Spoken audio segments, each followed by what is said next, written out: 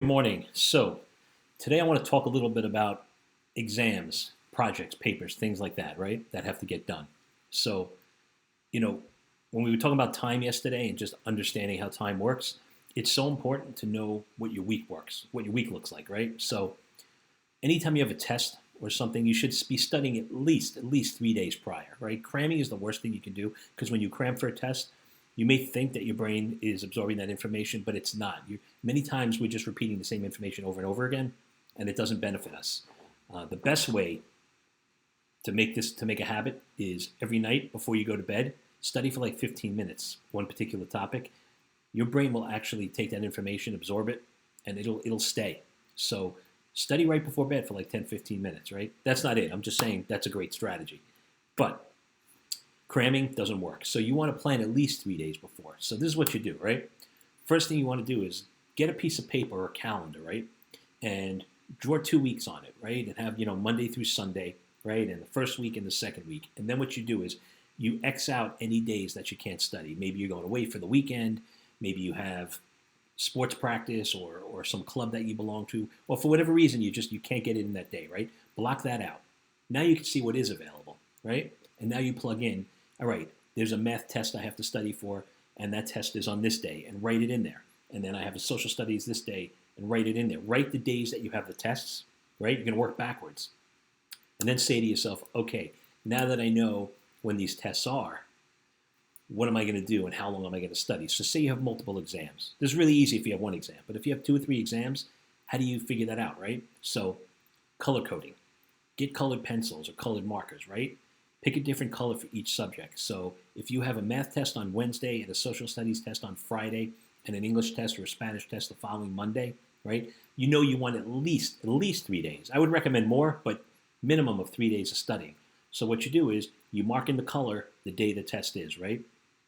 Now the next thing you have to think about is what do I need to know, right? Like what do I need to know for this test, right? And what information do I already have? Do I have a study guide? Do I have my notes? Did the teacher give us a list of definitions? If it's a language test, is there a bunch of vocabulary terms or a bunch of words with definitions I need to know, right? And I'm going to talk about this later in the week, strategies that you can use for studying, like making flashcards and Quizlet and things like that. But really, what I'm getting at is what do you have? What do you need, right? So if you know I have this math test, I have this science test, and I have this social studies test, and one is Wednesday, Friday, and the following Monday, what do I need to study for that? Do I have flashcards for the math formulas? Do I have a study guide for social studies? Do I have my notes for English, right? Like make sure you know what you need.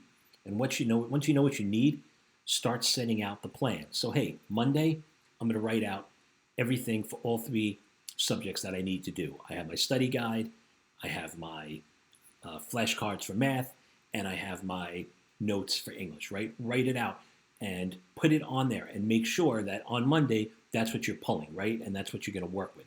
Maybe on Tuesday, you're only going to study for 2 of the subjects, right? What are you going to do? Are you going to read over your notes and write over your notes, right? Never read over your notes. That's the worst thing you can do. The best way to study is to write over your notes.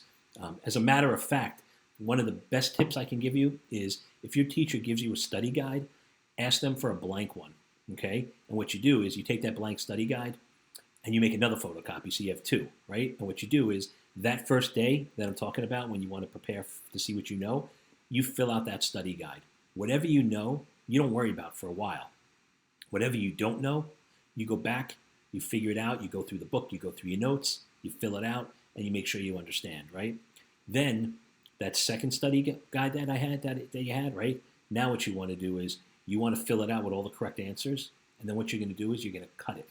You're going to cut it into pieces. You're going to cut each question into strips, right? You're going to spread it around, and you're going to pick up an answer and try to find the matching question, or pick up a question and try to find the matching answer. Makes it a lot more fun and a lot more easier to study. This is especially good for like middle school and high school. College kids probably could be a little more focused on rewriting their notes, but if you can get a study guide, that is the best tip I can give you as far as studying with a study guide.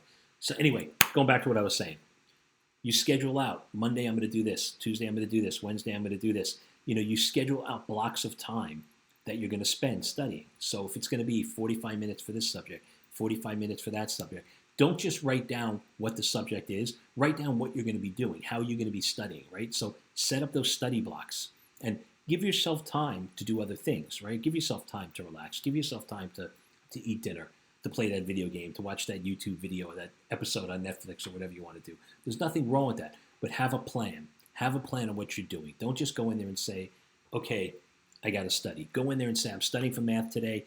I made flashcards. I'm going to memorize the formulas today. Then on Tuesday, I'm going to do some homework examples and make sure that I understand the material. And then on Wednesday, I'm going to do the flashcards again with those examples and make sure that I have it aced. So for Thursday, that I'm good for the test, right? Or for that English exam, making sure you write over your notes, right? And testing yourself and constantly making sure you understand the material. And on social studies, right? Like I said, taking if you have it, the study guide, right? And making photocopies and just constantly trying to redo it, right? That's how you'll know if you know the information. The most important tip here, too, I want to tell you is if you know information, don't study it. Don't study what you already know, right? If you know it, leave that for the end of the week. So if you decided I got to study for social studies, and on Monday you filled out the study guide, right? And you knew half the information, leave that half information aside. Work on the half that you don't know, right? Study that. The next day, fill out the study guide again. See if you were able to absorb any of that new information, right? Whatever you know, you know.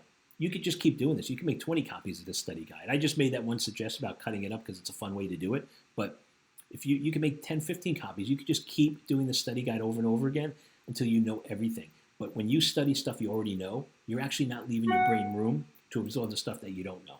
So this is the best thing to do. And then the other option or the other suggestion, have a planner. So like this calendar that you have, right? It's great to look at this big piece of paper with the subjects and what you're doing, but take it and put it into a planner, right? Have it planned out on your calendar, right? What time? Make the study block. What time am I going to study for this topic?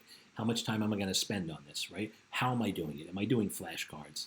I know I'm just giving you a lot of information, but I'm telling you, if you listen to this and you start to put your schedule together this way, you're going to find yourself doing much better. And later in the week, I'm going to give you some tips on how to study, effective study habits. But the first part, before you can get effective studying, is to know what you're going to study, know what materials you have to help you study, and organize your time and plan it out. Because if you don't do that, it doesn't matter how effective your studying is. You're not going to do it if it's not planned. Hope this helps. Have a great day.